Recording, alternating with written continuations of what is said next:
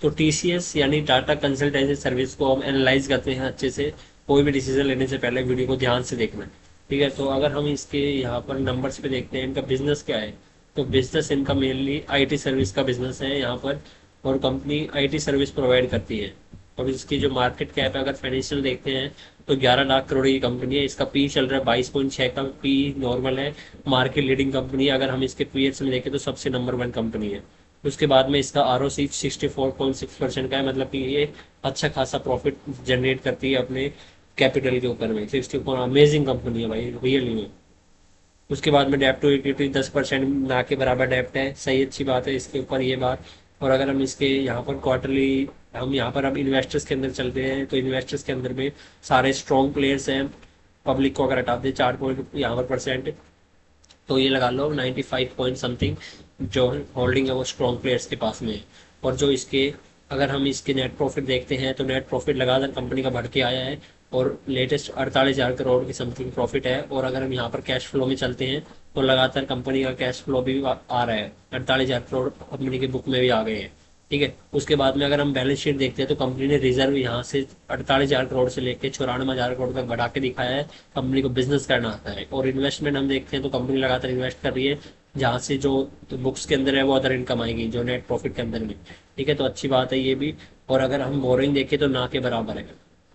और अगर हम यहाँ पर देखते हैं फिक्स एसेट, तो फिक्स एसेट्स कंपनी के लगातार बढ़ रहे हैं।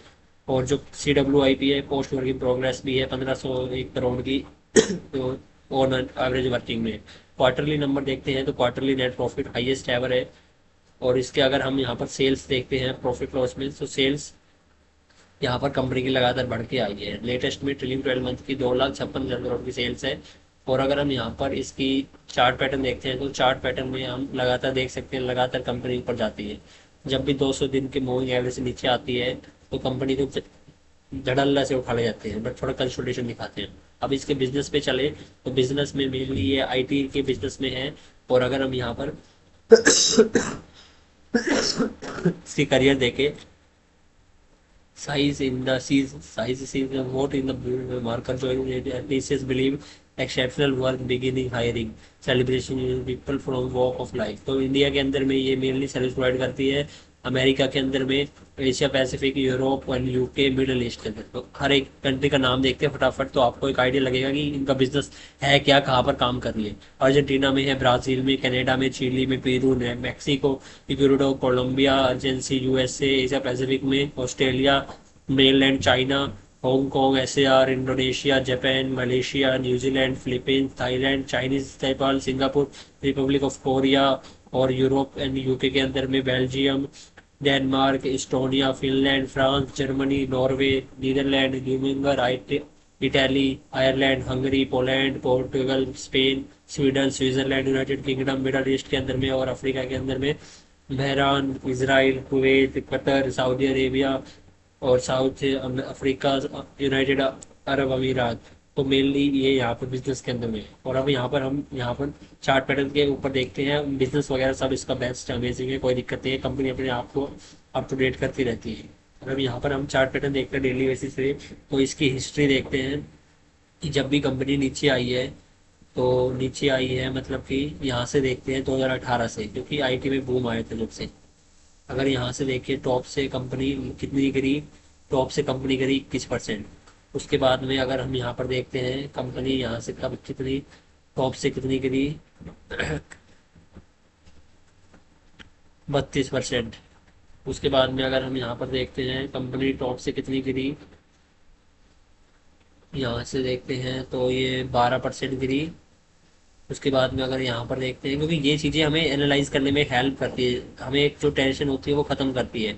इसका ट्रैक रिकॉर्ड क्या है कंपनी का, ये 13% गिरी। उसके बाद में ये देखते हैं तो कंपनी लगातार कितनी गिरी, यहाँ पर 27% गिरी। और अब यहाँ पर देखते हैं तो कंपनी कितनी गिरी, 34-33%। ठीक है, तो मैक्सिमम अगर आप कोरोना वाला केस देखो तो कोरोना में ये 32% के समथिंग गिरी थी। ठीक है, उसके बाद में लगातार बढ़ी थी। कोरोना में सारी कंपनियां गिरी थी, बट आईटी का बूम था जब भी, और जब भी यहाँ पे इतनी गिरी थी। और उसके बाद में 27%। और जो ये करंट टाइम है वो कंपनी के लिए बहुत एक टेंशन वाला माहौल है, कि 33% कंपनी का शेयर टूटा है। अदरवाइज आपने देखा कि कभी भी इतना शेयर नहीं टूटा, और वो भी कोरोना में भी इतना शेयर नहीं टूटा जितना अब टूटा है। ठीक है, तो इसलिए शेयर जितना टूटना था वो टूट चुका है, मेनली ये टूटा है वो जो ट्रम्प बावली बूच है ना, ये अपने जो कानून मारता है कि फलाना ढिगड़ा कर दो, टैक्स लगा दो, यहाँ पर ये लगा दो, फलाना कर दो।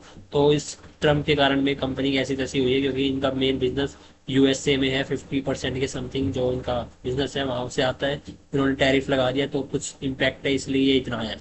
बट अगर आप यहाँ पर ग्रोथ देखते हो तो उसके बाद में ये देखो कंपनी थोड़ा कंसोलिडेशन दिखा देती है काफ़ी बार। अगर आप यहाँ से देखो पिछली बार कितना कंसोलिडेशन दिखाया नया हाई बनाने में, तो 795 दिन का इन्होंने कंसोलिडेशन दिखाया। तो 795 को अगर आप डिवाइड करते हो 365 से, तो 2 साल इन्होंने कंसोलिडेशन में निकाले वहां से। और अब यहाँ पर हम देखते हैं कि 2 साल यहाँ से भी कंपनी कंसोलिडेशन अगर निकालती है, उसके बाद में अपना जो नया हाई बनाती है वो देखते हैं कितना आता है, 765 दिन का। तो कंपनी के अभी भी कितने हैं, अभी तक कितने दिन बचे हुए हैं यहाँ पर, अगर इतना भी लगा के चले तो 1 साल कंपनी अभी भी नीचे ऐसे ही ट्रेड करती रहेगी, धीरे धीरे ऊपर आएगी अपने जो यहाँ तक आने के अंदर में, लाइफ टाइम अपने जो इसी सेम प्राइस पे। और उसके बाद में अगर हम देखें तो इसके बाद में यहाँ से कितनी कंपनी ने ग्रोथ दिखाई थी, ये दिखाई थी ग्रोथ कुछ ऑन एन एवरेज 14% की। तो इसी के हिसाब से अगर हम 14% की ग्रोथ फिर से लेके चले तो 14%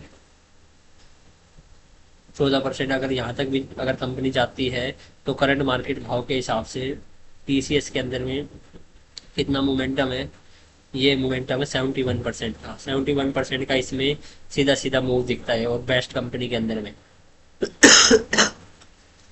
और अगर हम यहाँ पर देखते हैं कि कितने दिन के अंदर में ये मूव आया था, तो ये अगर हम देखें तो यहाँ से ऑन एन एवरेज 945 दिन लगे थे। तो यहाँ पर अगर हम मान के चले 945 दिन, 945, तो यहाँ पर अगर इस डेट को अगर ये टारगेट आता है तो कितने दिन अभी बाकी है, जहाँ से करंट करंट डेट के हिसाब से, तो करंट के हिसाब से 580 दिन बाकी है। मतलब कि 580 को हम डिवाइड करते हैं 365 से, तो 1.5 साल के अंदर में 70% का टारगेट है टीसीएस का। तो भाई ये टारगेट कोई खराब नहीं है अगर आप देखते हो। ठीक है, तो अमेजिंग टारगेट है, कोई ऐसा दिक्कत नहीं है। और ये भाई वेरी भी कर सकते हैं, जल्दी भी आ सकता है, टाइम भी लगा सकता है, बट हाँ on an average chart pattern जिस हिसाब से बोलता है वो सही बोलता है। तो ये शेयर के अंदर में थी, और 71% का गेन कम नहीं होता 2 साल के 1.5 साल के अंदर। ठीक है, और मिलते हैं नेक्स्ट वीडियो में, तब तक के लिए मौज मारो।